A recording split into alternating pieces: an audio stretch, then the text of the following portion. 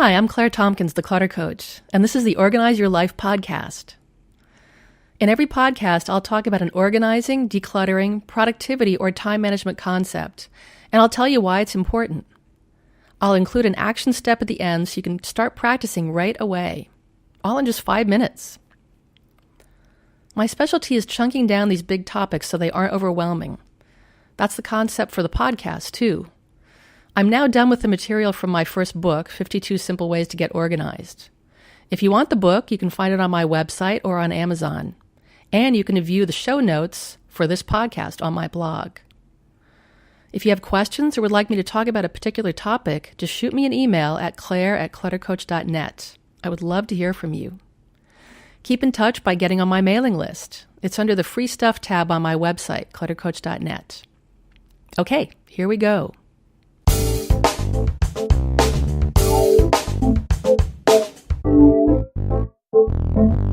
This is podcast 116, and it's about the perils of storage space. Are you scared? Well, you should be.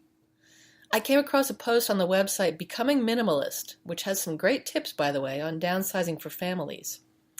This post cited statistics about how much stuff people own and how much room it takes up. And here are some of them. They're pretty scary. The average size of the American home has nearly tripled in size over the past 50 years. Now, that statistic is from a story on NPR's All Things Considered. The story is from 2006, though. And from what I've seen where I live here in Northern California, I think home sizes may have increased even more than triple. Most of my clients, indeed most people I know, don't park in their garages because they're full of stuff. I've had people tell me that their perfectly good medium-sized house is so small that they need the whole garage for storage. Despite these McMansions, 1 out of every 10 Americans rents offsite storage too. This is the fastest growing segment of the commercial real estate industry over the past 4 decades. That is from the New York Times Magazine.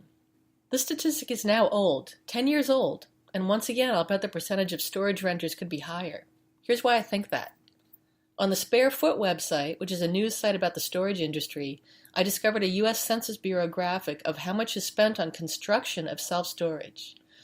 In 2015, it was about $1 billion, which is where it's been hovering since 2006. And then 3 years later, it was $5.5 billion, and the arrow was headed straight upward. Wacky.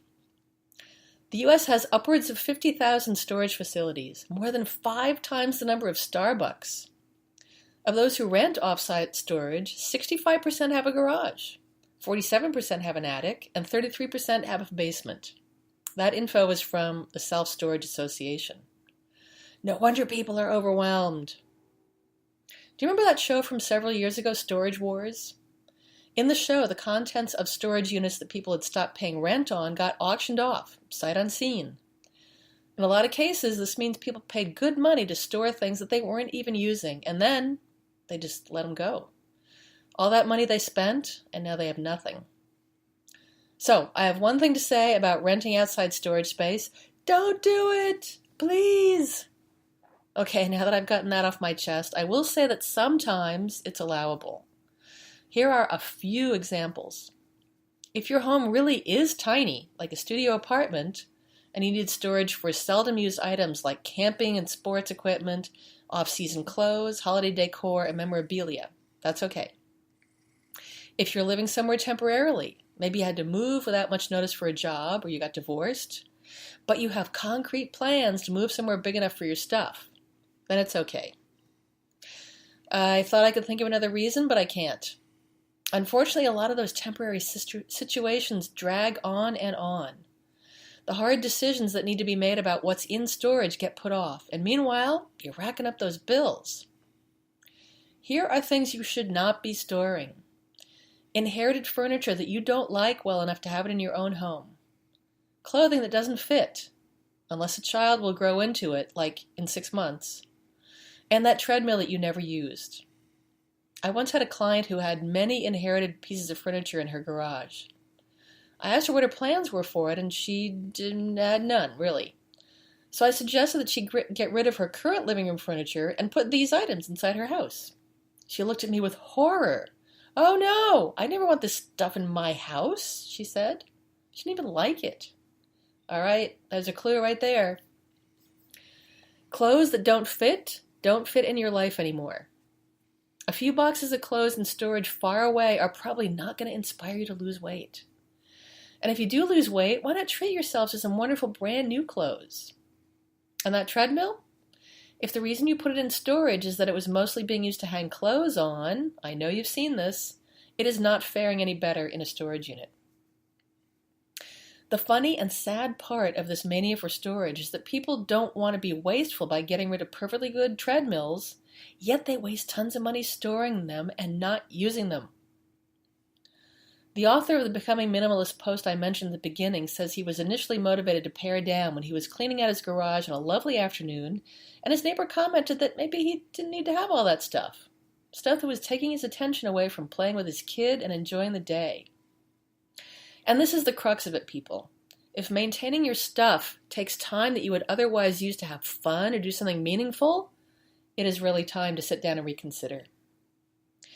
Here's what you can do right now.